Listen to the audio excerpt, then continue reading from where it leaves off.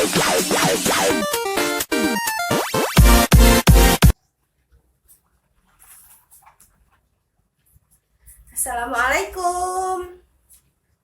Bagaimana kabarnya hari ini? Ayo, kurang semangat kalau menjawab salam. Ini masih pagi, jadi kalian harus semangat kalau ditanya kabar. Ayo, jadi begini, kalau ibu menanyakan kabar pada kalian, maka kalian harus menjawab seperti ini. Alhamdulillah, luar biasa, tetap semangat, Allahu Akbar. Bisa kan? Oke, sekarang kita coba ya. Bagaimana kabarnya hari ini? Tetap semangat, Allahu Akbar. Pintar semuanya. Baik anak-anak, sebelum kita memulai pembelajaran pada pagi hari ini, alangkah lebih baiknya kita berdoa terlebih dahulu agar ilmu yang kita peroleh dapat bermanfaat untuk kita ke depannya. Ayo silakan ketua kelas dipimpin temannya untuk berdoa. Berdoa mulai. Berdoa selesai. Anak-anak, berhubung kemarin kita telah memperingati hari lahir Pancasila yang bertepatan pada tanggal berapa? Saat tanggal merah, saat hari lahir Pancasila. Ayo, tanggal berapa? Betul sekali Zaka, tanggal 1 Juni. Oleh karena itu, Ibu Guru mengajak kalian untuk menyanyikan lagu nasional, yaitu lagu Pintar, lagu Garuda Pancasila. Oke, kita bernyanyi bersama-sama ya.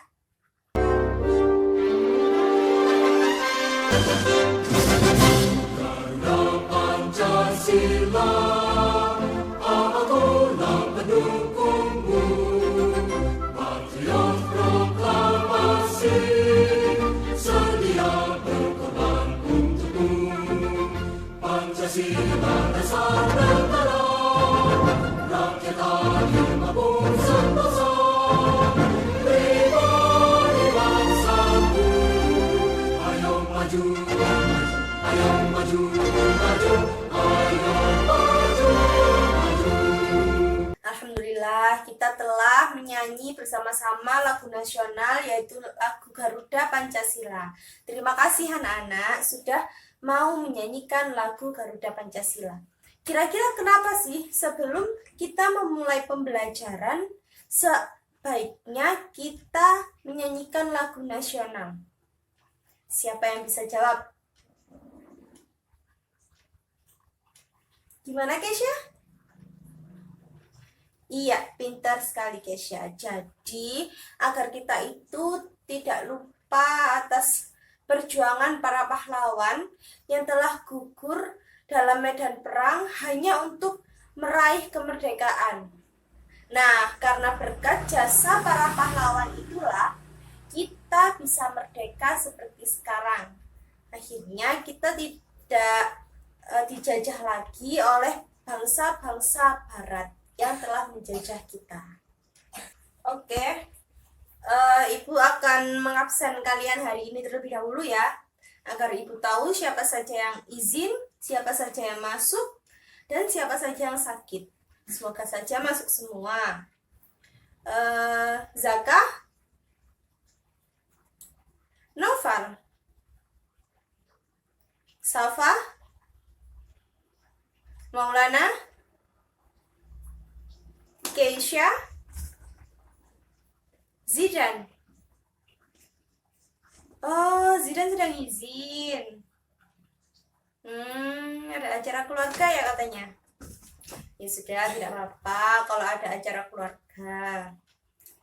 Baik, alhamdulillah berarti hari ini kita masuk semua kecuali Zidan ya, karena terdapat acara keluarga.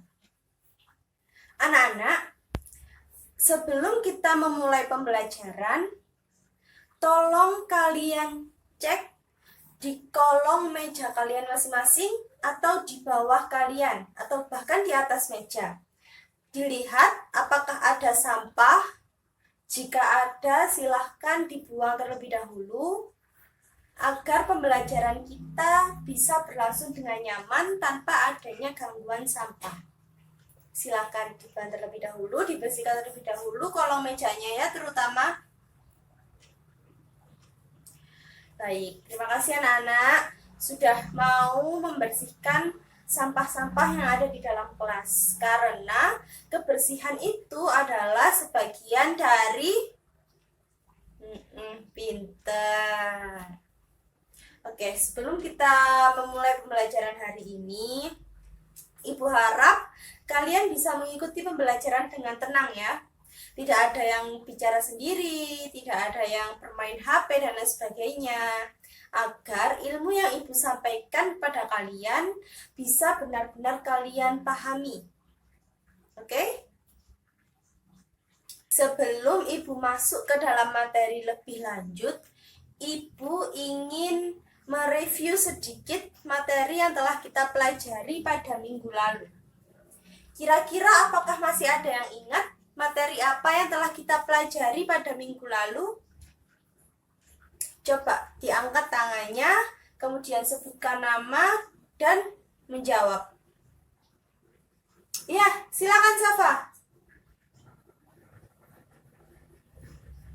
Iya, betul sekali Safa. Minggu lalu kita membahas mengenai penjajahan di Indonesia, di mana negara yang menjajah Indonesia itu merupakan negara-negara barat. Ada yang bisa menyebutkan negara mana saja yang telah menjajah Indonesia?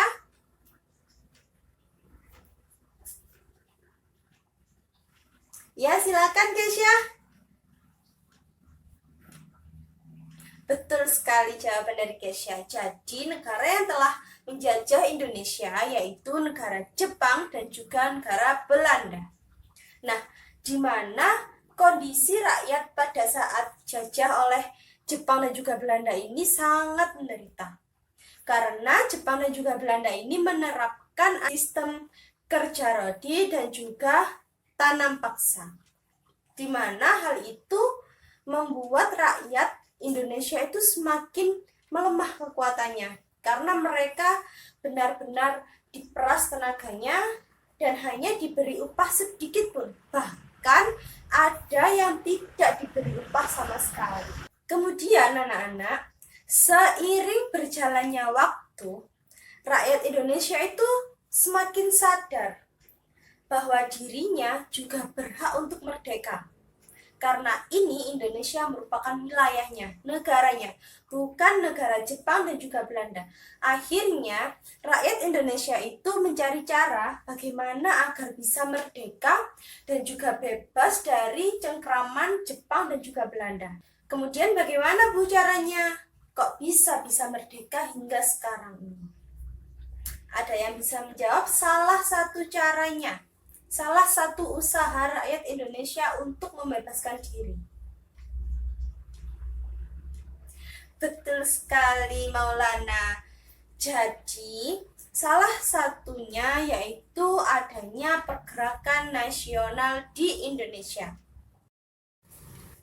Kemudian anak-anak, pada saat penjajahan Jepang dan juga Belanda, rakyat Indonesia itu hanya sebagian kecil saja yang bisa merasakan namanya pendidikan, di mana mereka merupakan golongan bangsawan, golongan kaum elit, dan juga golongan tertentu.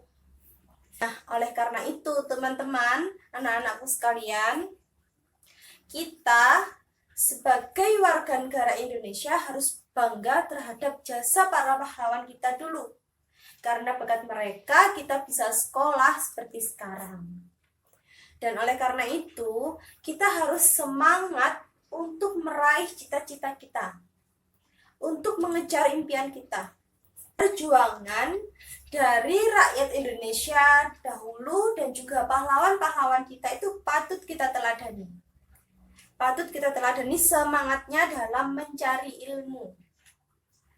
Jika kita mencari ilmu, maka kita juga harus ingat jasa para pahlawan kita.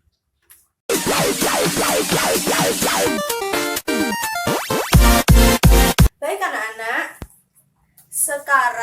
Silahkan dibuka bukunya. Kita akan mempelajari mengenai pergerakan nasional dan juga organisasi Budi Utomo. Sebelum kalian berdiskusi dengan kelompok dan sebelum Ibu menjelaskan materinya, Ibu akan menayangkan sebuah video tentang pergerakan nasional terlebih dahulu. Nah, nanti video itu akan menjadi bahan diskusi kalian. Oke? Jadi nanti kalian bisa menonton videonya. Ibu harap kalian menonton dengan tenang ya, tidak ada yang berbicara sendiri ya, agar kalian fokus tentang apa sih video itu. Sebelum abad ke-20, perlawanan bangsa Indonesia masih dilakukan bersifat lokal atau kedaerahan, secara fisik dengan menggunakan senjata tradisional dipimpin oleh tokoh-tokoh karismatik. Namun, perlawanan seperti itu selalu gagal dan dapat diberantas oleh penjajah. Banyak pejuang-pejuang yang tewas dalam peperangan tersebut, dan akhirnya masa perjuangan fisik berakhir, kemudian beralih ke masa perjuangan melalui organisasi modern. Itu bertujuan untuk memperbaiki hajat hidup bangsa Indonesia ke arah yang lebih baik. Dan pada akhir abad ke-20, para pejuang Indonesia mencoba membuat strategi baru dalam perlawanannya melawan penjajah, melawan kolonial untuk meraih kemerdekaan. Strategi yang dipakai pada zaman tersebut tidak memakai senjata dan berperang, tetapi dengan mendirikan organisasi-organisasi yang modern untuk perlawanan. Sehingga pada zaman tersebut dikenal dengan masa pergerakan nasional. Muncullah organisasi-organisasi yang bersifat modern, lebih terarah dan lebih terorganisir. Dan berikut adalah organisasi-organisasi yang muncul pada masa pergerakan nasional. Budi Utomo. Organisasi ini berawal dari gerakan Dr. Wahidin Sudirohusodo yang berkeliling Jawa untuk mensosialisasikan pentingnya pendidikan. Selain mensosialisasikan pendidikan, terdapat pula dana pendidikan untuk mereka yang kurang mampu. Dana pendidikan tersebut disebut dengan Study Fund.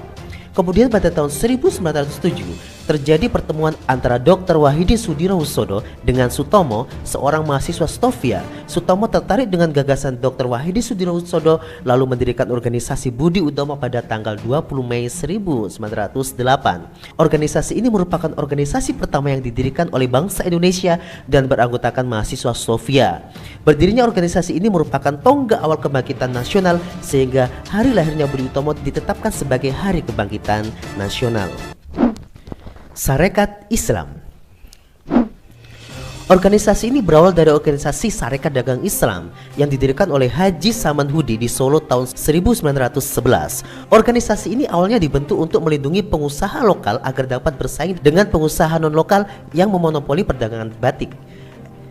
Sarekat Dagang Islam kemudian diubah menjadi Sarekat Islam pada tahun 1912 yang diketuai oleh Hos Cokro Aminoto. Setelah menjadi syarikat Islam, keanggotaan Sarekat Islam menjadi semakin besar karena semua orang diperbolehkan ikut dalam organisasi ini jika beragama Islam. Akan tetapi, pada tahun 1921, Sarekat Islam terpecah menjadi dua kubu, yaitu Sarekat Islam Putih dan Sarekat Islam Merah. Perpecahan tersebut terjadi karena adanya penyusupan paham sosialis komunis. Adapun yang disebut dengan Sarekat Islam Putih adalah SI yang berpusat di Yogyakarta. Tokoh tergabung dalam organisasi ini adalah Haji Agus Salim dan Agus Muiz. Sementara untuk Sarekat Islam Merah berpusat di Semarang dan berhaluan komunis. Tokoh yang tergabung dalam organisasi ini adalah Semaun, Alimin, dan Darsono. Indisci Partij. Indisci Partij didirikan di Bandung pada tanggal 25 Desember 1912. Pendiri organisasi ini antara lain Dr. Dawes Dekker atau Danu Dirja Setiabudi, RM Suwardi Suryadiningrat atau kita kenal dengan Ki Hajar Dewantoro, dan Dr. Cipto Mangunkusumo. Mereka kemudian dikenal sebagai Tiga Serangkai. Indisci Partij bertujuan untuk mengembangkan rasa nasionalisme, menciptakan persatuan antara orang Indonesia dan Bumi Putra, serta mempersiapkan kehidupan rakyat yang merdeka. Organisasi ini adalah organisasi politik yang berani mengkritik pemerintah kolonial Belanda. Kritik tersebut ditujukan melalui tulisan RM Suwardi Suryadiningrat yang berjudul Als ik een Nederland was, seandainya aku seorang Belanda. Karena itu, pada tanggal 4 Mei 1913, Indisci Partij dianggap sebagai partai terlarang dan ketiga tokohnya diasingkan ke negeri Belanda. Nah, baik anak-anak, jadi itu tadi merupakan tayangan video mengenai pergerakan nasional yang ada di Indonesia. Nah, nanti kalian bisa menuliskan kesimpulan apa sih yang kalian dapat dalam video tersebut. Jadi nanti kalian tuliskan pada saat kalian berdiskusi ya. Ya, sekarang Ibu akan menjelaskan materi sedikit mengenai pergerakan nasional dan juga Budi Utomo. Agar kalian mendapatkan pandangan apa sih pergerakan nasional itu, apa sih Budi Utomo itu. Baik, ini akan Ibu tayangkan slide PPT Ibu. Nanti kalian bisa melihat ataupun jika ada yang penting kalian bisa mencatatnya ya. Jadi yang pertama yaitu mengenai tumbuh dan berkembangnya semangat kebangsaan.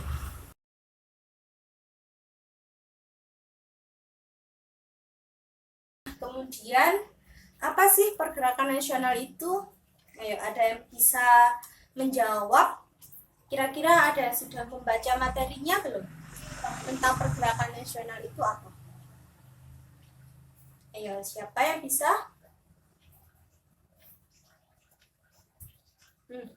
Silakan. Iya, tepat sekali. Jadi, pergerakan nasional itu merupakan sebuah periode peristiwa dalam sejarah peradaban Indonesia modern. Nah, dalam periode ini itu berlangsung antara tahun 1908 hingga tahun 1942. Nah, kira-kira apa sih Bu yang melatar belakangi adanya pergerakan nasional ini? Kenapa kok harus pergerakan nasional? Kenapa kok tidak yang lainnya gitu? Kenapa kok disebut dengan pergerakan nasional? Ayo, ada yang bisa menjawab?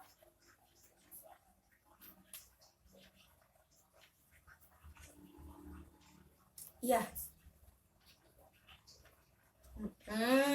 Betul. Jadi karena adanya penjajahan, maka para pahlawan itu mereka berpikir pergerakan nasional ini bisa membantu kita rakyat Indonesia untuk merdeka dari penjajahan Jepang dan juga Belanda. Nah, kemudian anak-anak, adanya pergerakan nasional ini terdapat beberapa faktor. Jadi tidak langsung ada muncul ide pergerakan nasional itu tidak. Jadi ada beberapa faktor yang memicu munculnya ide pergerakan nasional. Yaitu ada dari faktor intern dan juga faktor ekstern.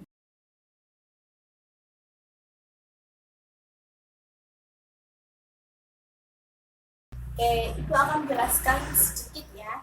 Jadi faktor intern adanya pergerakan nasional itu ada 5 faktor yang mempengaruhi pergerakan nasional itu muncul. Yang pertama, yaitu adanya tekanan.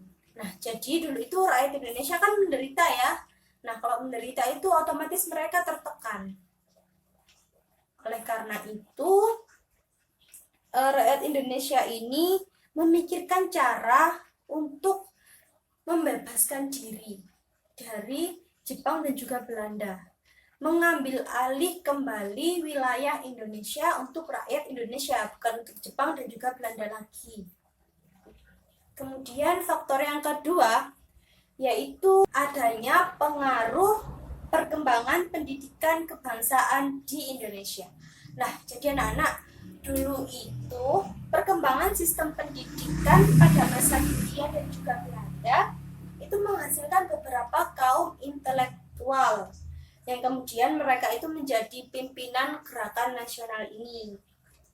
Kemudian berkat mereka itu, karena mereka memiliki pendidikan yang tinggi ya, jadi mereka itu berpikir untuk membebaskan rakyat Indonesia dari cengkraman penjajahan Jepang dan juga Belanda. Kemudian faktor yang ketiga yaitu adanya kesadaran nasional harga diri.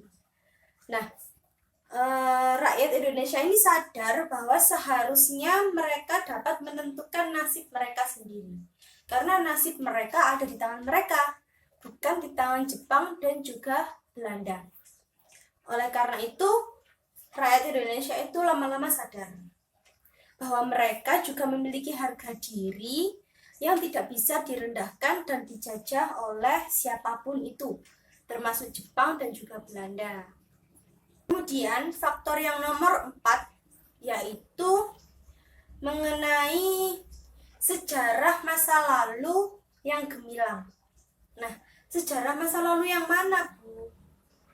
Jadi dulu pada masa kerajaan Majapahit dan juga Sriwijaya, Indonesia itu bisa mencapai kebesarannya, mencapai kejayaannya pada masa itu. Kemudian kenapa kok pada masa Jepang dan juga Belanda ini mereka tidak bisa mengambil kejayaan itu kembali?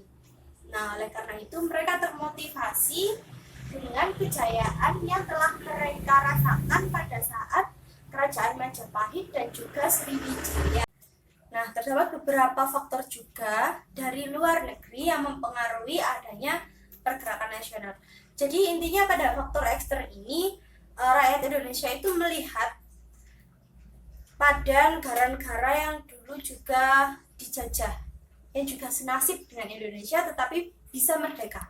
Nah, mereka termotivasi. Salah satunya yaitu yang pertama adanya gerakan Turki Muda. Nah, gerakan nasional di Turki ini dilakukan pada tahun 1908, di mana gerakan ini dikomandoi oleh Mustafa Kemal Pasha. Nah, gerakan ini dinamakan Gerakan Turki Muda. Gerakan ini juga menuntut adanya modernisasi saat pembaruan di segala sektor kehidupan masyarakat gerakan Turki.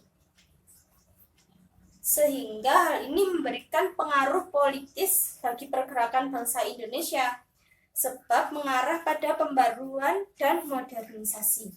Nah, baik anak-anak, tadi merupakan penjelasan Ibu mengenai pergerakan nasional di Indonesia. Nah, sekarang Ibu akan menjelaskan mengenai Budi Utomo.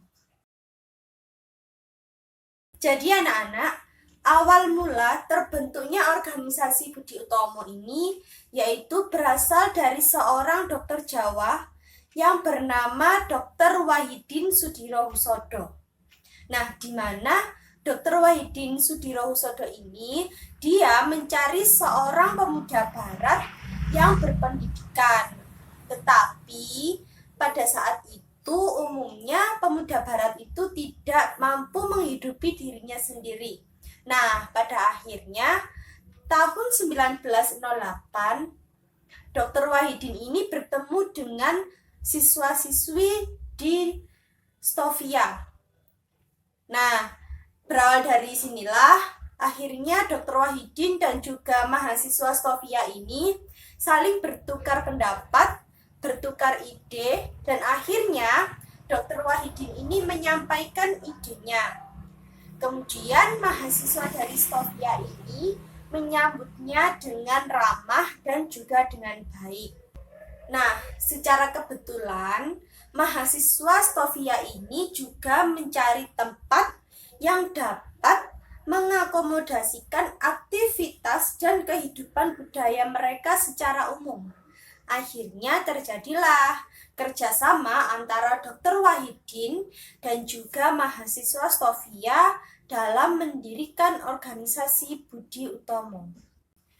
Oke, sekarang Ibu akan membagikan lembar kegiatan siswa yang akan kalian kerjakan bersama-sama. Bagikan dulu ya. Kelompok 1, kelompok 2. Nah, baik anak-anak. Di situ sudah Ibu tulis mengenai soal-soal perkembangan Budi Utomo dan juga pergerakan nasional. Nanti kalian bisa menjawabnya secara berkelompok. Kalian bisa mencari sumbernya dari internet, dari buku, dari mana saja, tetapi carilah sumber yang relevan, yang akurat. Kemudian nanti jika sudah selesai mengisi, nanti perwakilan dari salah satu kelompok yang akan Ibu tunjuk untuk mempresentasikan hasil diskusinya di depan kelas. Waktunya untuk diskusi sudah selesai. Sekarang akan Ibu tunjuk kelompok mana yang akan mewakili menyampaikan hasil diskusinya di depan kelas. Silakan kelompok 1, kelompoknya Zakah.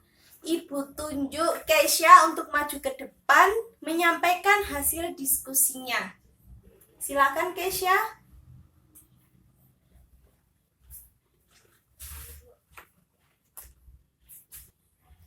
Baik teman-teman, di sini saya Keisha dari kelompok 1. Saya akan membacakan hasil diskusi dari kelompok kami, yaitu mengenai perkembangan Budi Utomo. Yang pertama, pada perkembangan Budi Utomo ini muncul 2 aliran.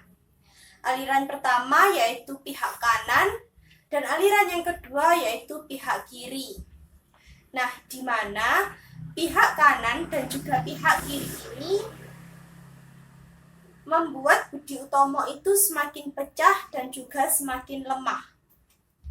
Kemudian, terbentuknya organisasi Budi Utomo ini juga terdapat pro dan juga kontranya.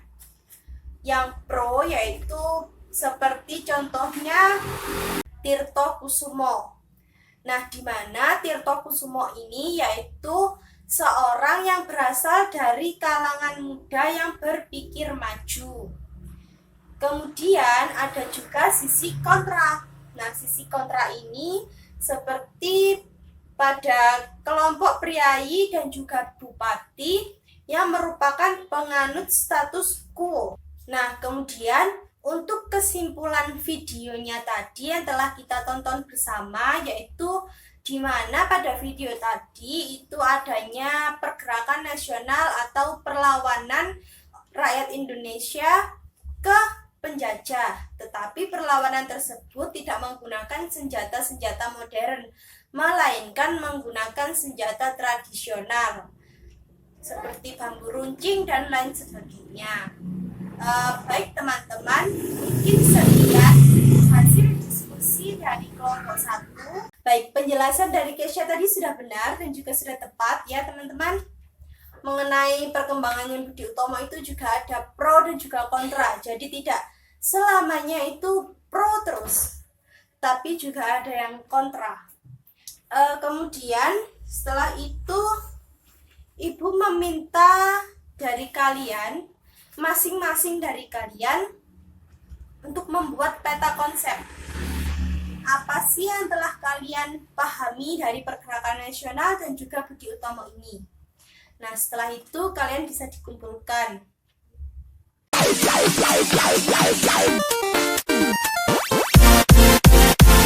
Baik anak-anak, karena waktu sudah menunjukkan tinggal sedikit lagi pembelajaran kita selesai, maka Ibu akan memberikan kesimpulan mengenai pembelajaran yang telah kita pelajari hari ini.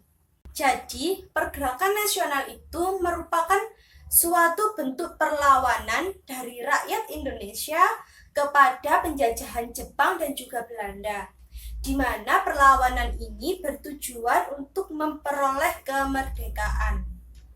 Nah, adanya pergerakan nasional ini ditinjau dari beberapa faktor, yaitu ada faktor intern dan juga faktor ekstern. Kemudian, organisasi Budi Utomo ini merupakan salah satu usaha untuk membebaskan diri dari perlawanan Jepang dan juga Belanda, di mana organisasi Budi Utomo ini berasal dari Dr. Wahidin yang bertemu dengan mahasiswa Stovia, dan akhirnya mereka saling menyampaikan ide dan pendapat. Kemudian mereka juga saling bekerja sama untuk membentuk organisasi Budi Utomo ini. Oke, baik anak-anak, sebelum Ibu mengakhiri pembelajaran kita pada pagi hari ini, Ibu ingin memberikan kalian bekal pekerjaan di rumah ya.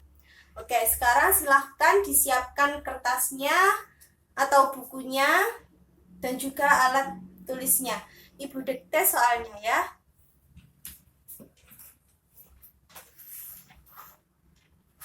Sudah anak-anak? Baik, sekarang nomor 1. Apa yang dimaksud dengan organisasi Indische Partij